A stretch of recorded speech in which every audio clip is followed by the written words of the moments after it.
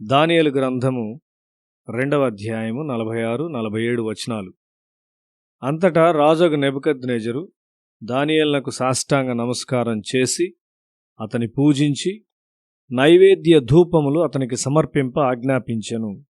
మరియు రాజు, ఈ మర్మమును బయలుపరచుటకు నీవు సమర్థుడవైతివే.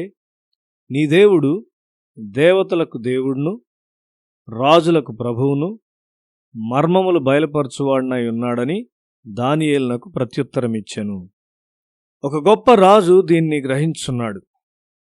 అతడు దీన్ని నిజముగా అంటున్నాడా? అతడు దానియేలులో కలలను గ్రహించు మరియు మరచిపోయిన కలను వెనుకకు తెచ్చు ఒక అసామాన్యమైన శక్తిని చూచాడు. ఈ శక్తి తన స్వంత జీవితమును రక్షించింది. అతడు తన విద్య విషయంలో ఒక ప్రత్యేకమైన వానిగా కూడా రాజు గుర్తించాడు. కాబట్టి అతడు పై సత్యాన్ని గూర్చి ఒప్పించబడ్డాడు. బబులోనుకు చెందిన యవనస్తులు ఆ విధముగా లేరు. ఒక పరిశుద్ధుడైన దేవుణ్ణి గూర్చిన జ్ఞానమును మనకిచ్చు మతము భారతదేశంలో లేదు. అత్యున్నతమైన స్థలముల్లో కూడా పరిశుద్ధ జీవితము లేదు. యవన ప్రజలను పరిశుద్ధ జీవితంలోనికి నడిపించకపోవుట ఇది ఒక గొప్ప విచారం. లైంగిక విషయాల పట్ల నీలో బలహీనత ఉన్నట్లయితే అది నిన్ను అనేక విషయాల్లో తప్పు చేయనట్లు చేయును. సత్యమును అంగీకరించిన నెబుకద్నెజర్ లాంటి వారిని భారతదేశంలో మనము కలిగి ఉండలేదు. భారతదేశంలో నిజముగా గొప్పవారైన వారు క్రీస్తును గూర్చిన సత్యమును ఎరిగినవారు కాదని మనము చెప్పలేము. వారు దాన్ని ఎరిగి దాచి ఉంచారు.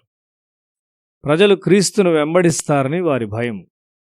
ఆ విధముగా వారు దేశమునకు ఎంతో కీడు చేశారు. నేడు బాధ్యత గల స్థలముల్లో బాధ్యత గల మనుష్యుల అవసరత ఉన్నదని ప్రజలు చెప్పుచుంటారు.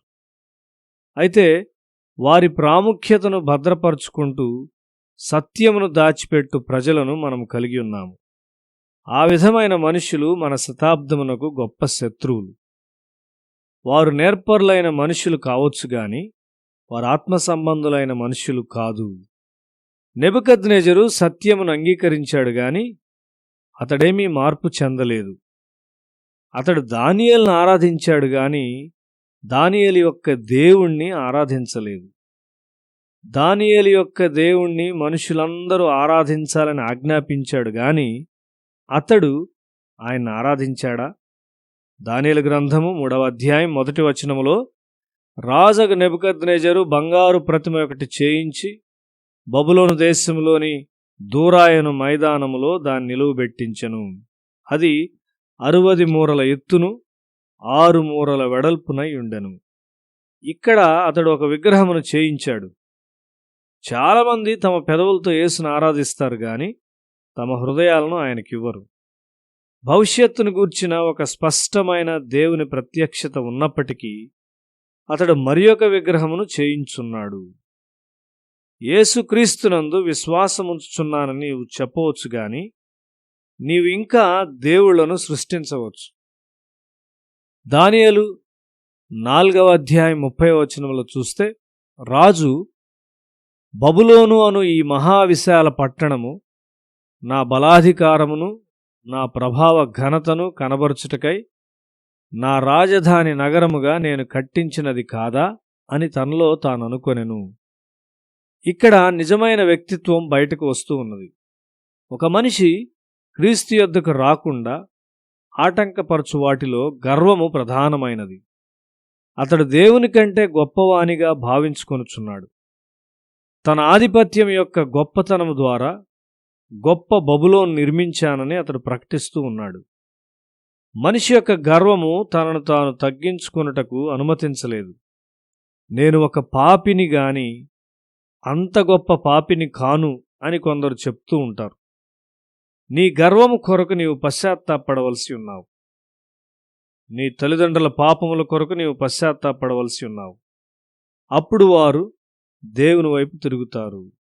నెబుకద్నెజరు ఈ దేవుడు దేవతలకు దేవుడు అని ప్రకటించాడు గాని తన కొరకు తను ఒక దేవుణ్ణి చేసుకున్నాడు. షద్రక్, మేషక్, అబేద్నెగోలు అగ్నిగుండములో పడద్రోయబడుటకు ఆజ్ఞాపించాడు. ఇది దుష్టమైన వేషధారణ. నేను పాపిని, నరకమునకు పాత్రుడను అని చెప్పు దీనత్వము లేదు. ఈ గర్వమును దేవుడు అణచివేయగలడు. అతడు పొలములోని పశువులతో నివసించినట్లు దేవుడు చేశాడు. అతడు తగ్గించబడినాడు. అయితే అతని గర్వం యొక్క ఫలము ఏమై ఉన్నది? అతడు తన కుమారుని పోగొట్టుకున్నాడు. దేవుడు బెల్షెజరుకు వ్యతిరేకముగా తీర్పును గోడ మీద వ్రాశాడు. నీవొక మంచి క్రైస్తవుడని నిన్ను నీవు అభినందించుకుంటున్నావా? అటువంటి అభినందన దేవుని నుండి వచ్చున్నది కాదు. అది నీ కుటుంబాన్ని నాశనంలోనికి నడిపించును. నీ తప్పైన భక్తి వలన నీ కుటుంబము భవిష్యత్తులో శ్రమల పాలు అవ్వకుండునట్లు నిన్ను నీవు తగ్గించుకో.